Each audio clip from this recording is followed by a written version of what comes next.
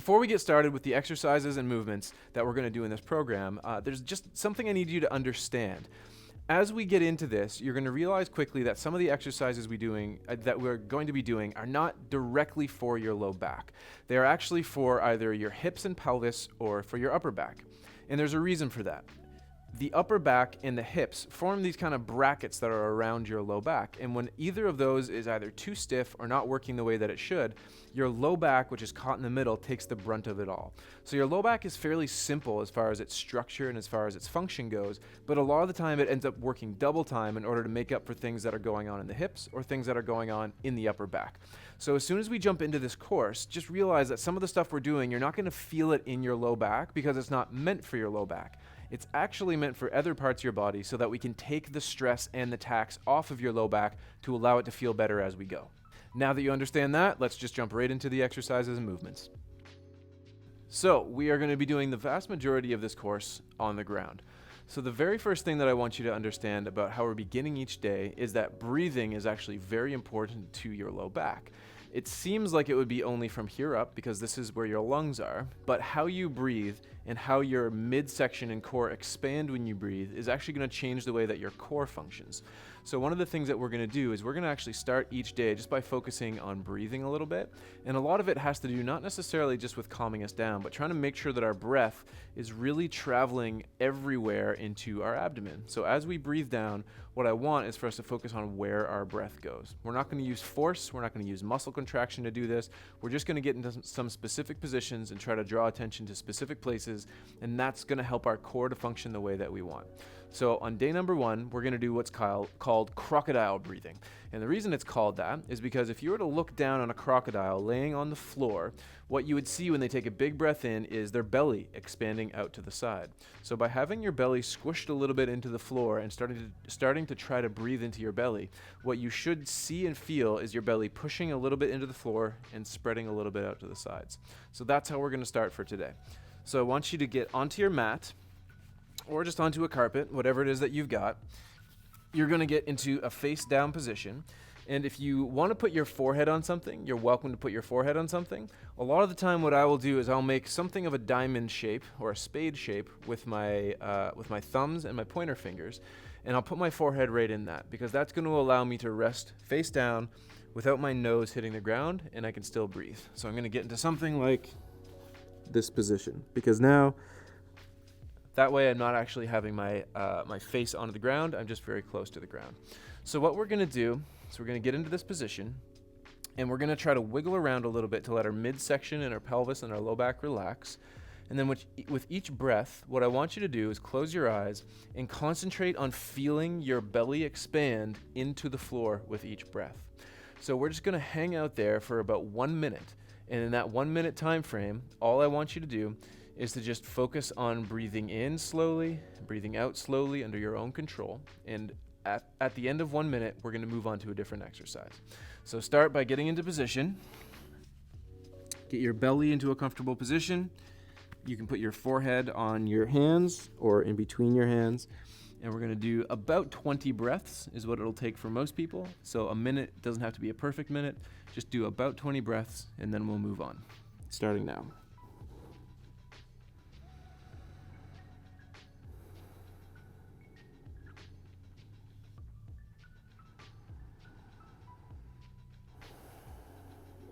So I want you to try to relax your shoulders a little bit as well. Try to let them down from your ears.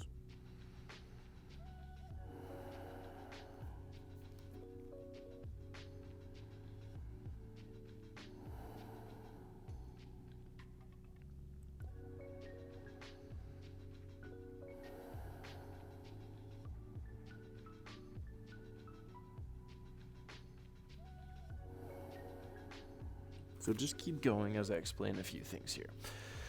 So I want you to try to be as relaxed as you can while you do this. I want you to try to focus on the feeling of your belly button pushing into the ground with each inhale. So every time you breathe in, you should feel a little bit of pressure building into your stomach. I also want you to try to relax your arms and your shoulders as much as you possibly can, and that's because you'll be tempted to use the muscles of your arms and shoulders to breathe up a little higher rather than breathing low down into your belly.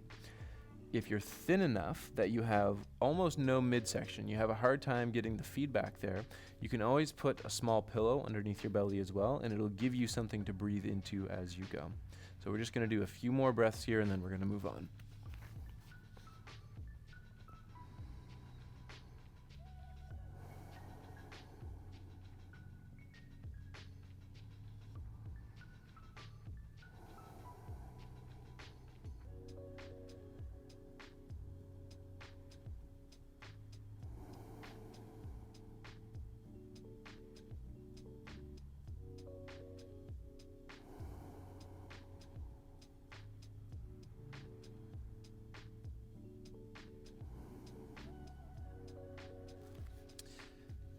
Good.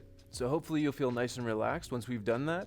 If nothing else, you can use this as a position to get yourself a little bit of low back relief in the future. For exercise number 2, you are going to need your foam roll. So the first exercise with the breathing was meant to get us nice and relaxed and moving the way that we want through our midsection and our core. Exercise number 2 is going to be meant for our upper back to make sure that our rib cage and our thoracic spine, the upper part of our back, is moving nicely.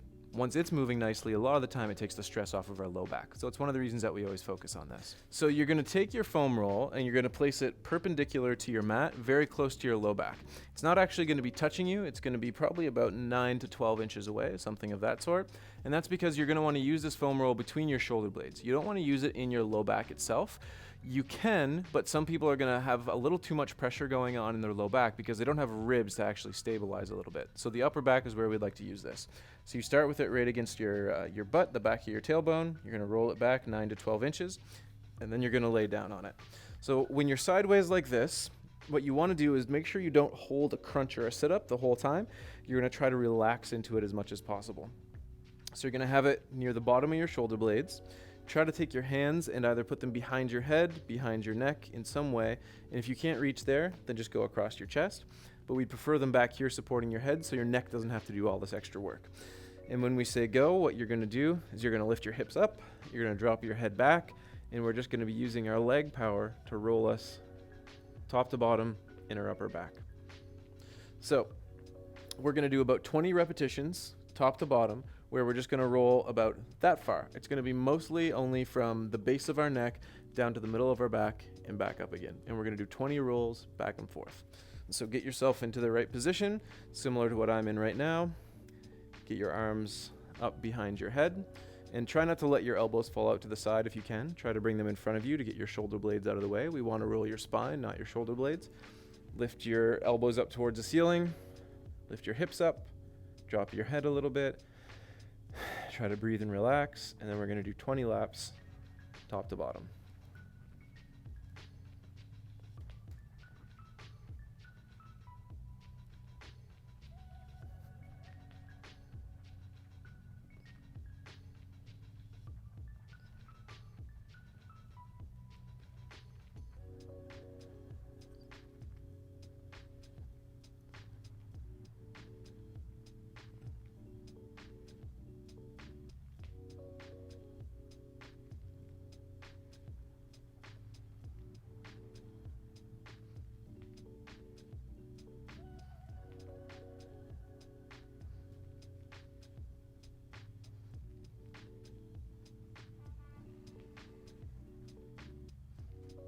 Just a little bit more.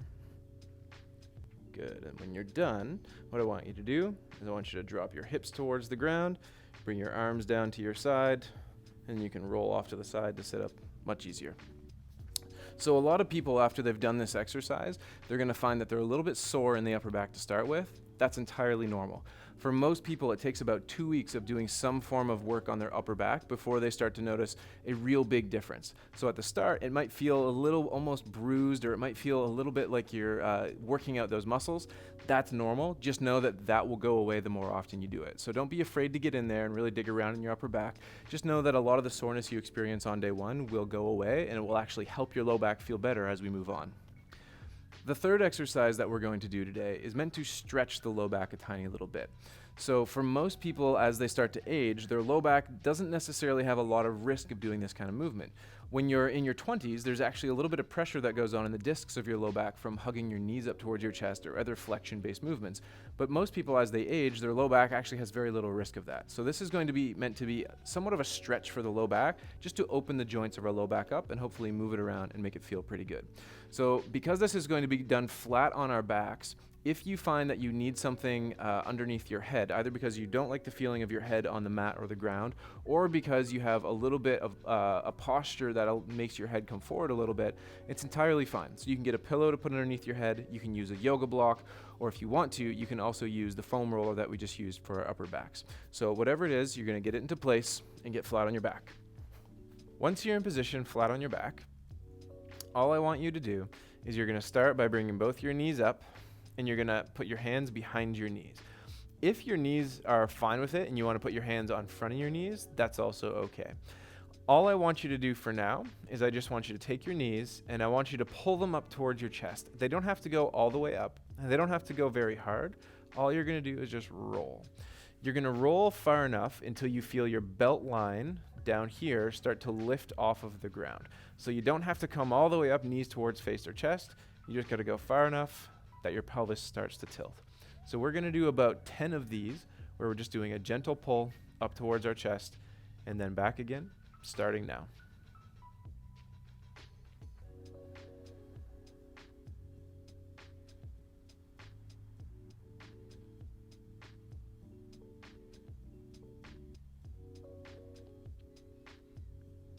There's 6 of them, so we're almost there.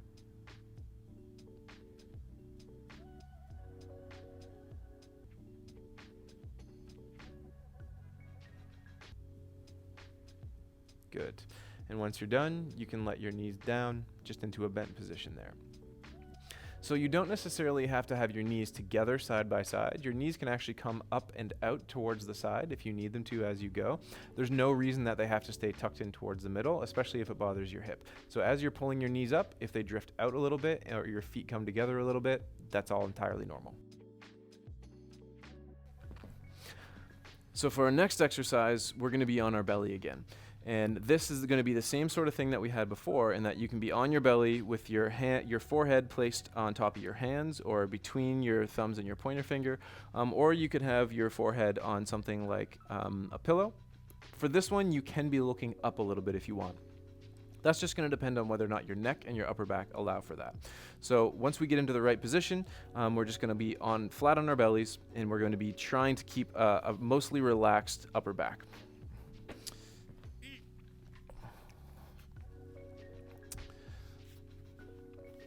So I'm going to start in this position just to talk you through it, but I'd encourage most of you to try to be a little lower down so that we're all the way down here, or at least in this position. If you're all the way up here, it can actually be a little bit compressive for your low back to do this exercise, so I'd encourage you to try to lay down as far as you can. I'm just going to stay up here in order to instruct you.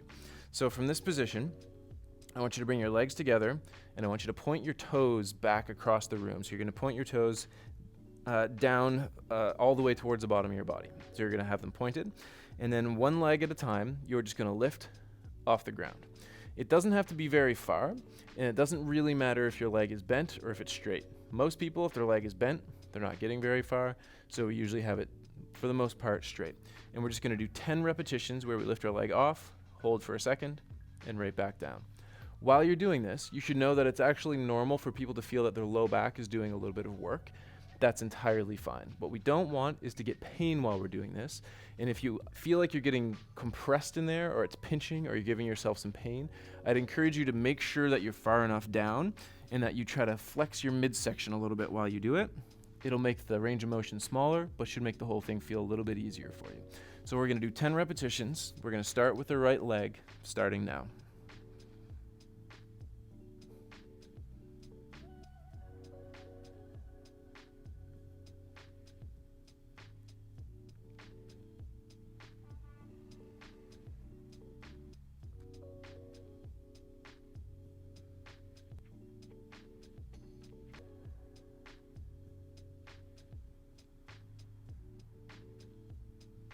Good. And once you're done, try to relax. And then we're going to do 10 more repetitions on the other side. So point your toes, try to get your midsection kind of settled into place. Get your head down low, and we're going to do 10 more repetitions on the other leg, starting now.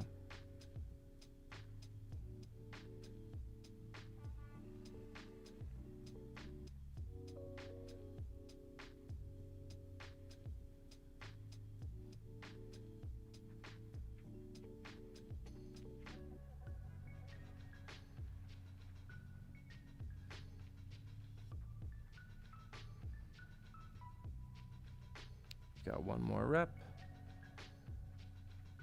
Good. And when you're done, just try to relax. So one of the things that you should know as we go through this program is that the numbers are not particularly magical. Meaning if I say to do 10, you can do 9, and that's fine. You can do 12, and that's also fine. 10 is not a magic number that's been specifically researched. A lot of the time, it just gives us a nice round number.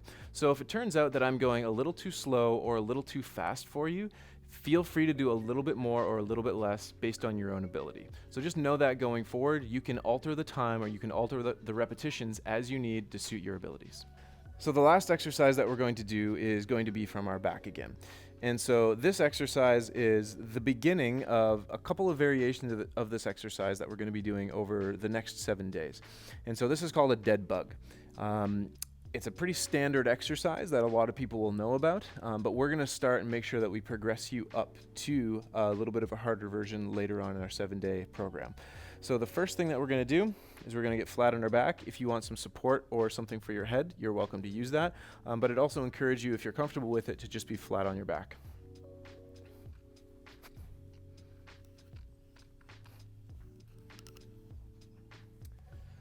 So once you're in this position here, I want you to try to get as set as you can. And what we're going to do is we're going to bring our knees up to about 90 degrees and maybe even a little bit further. The reason I say further is if you go a little bit past 90 degrees, it's actually quite a bit easier for you to hold. This is going to be a little bit of an endurance movement for our midsection. So by the time we get up and we get all of our limbs into place, we're going to hold for time. So the further your knees are up, usually the easier it is on your midsection. The lower down they are, usually the harder it is on your midsection. So most of the time we start at around 90 degrees or a little bit above. So what I want you to do is get your knees up into place. Here, you can have your toes pointed down or pointed up towards the ceiling. And then all I want you to do is to put your arms up as well. And we're going to start holding here for 20 seconds, starting now.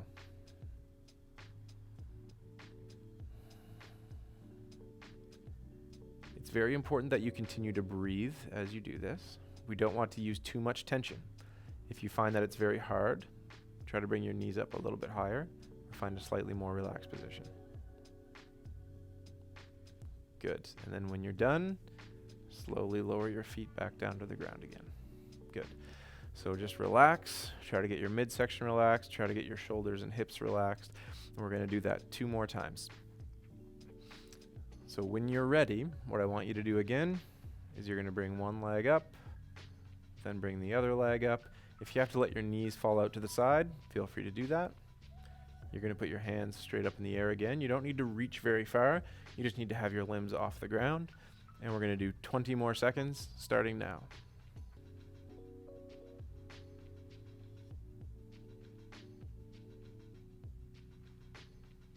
Try as much as possible just to relax and breathe in this position. Your midsection is going to be doing some work no matter what, so you'd prefer not to use more tension than you need. Good. And when you're done, just try bringing down one leg at a time. Bring your arms down to your side. Let everything relax again. You might find your hip flexors or your legs are even doing some work just from holding up your lower legs. That's entirely normal. And we're going to jump right into our last round here. So bring one leg up, bring the other to follow it, put both hands straight up in the air, and we're going to start holding here for 20 seconds, starting now.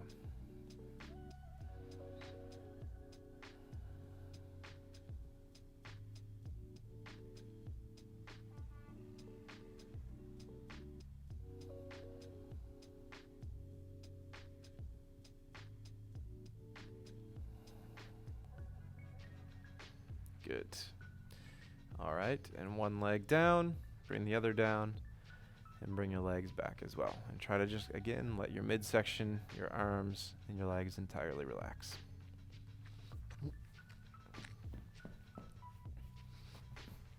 That's it for day number 1.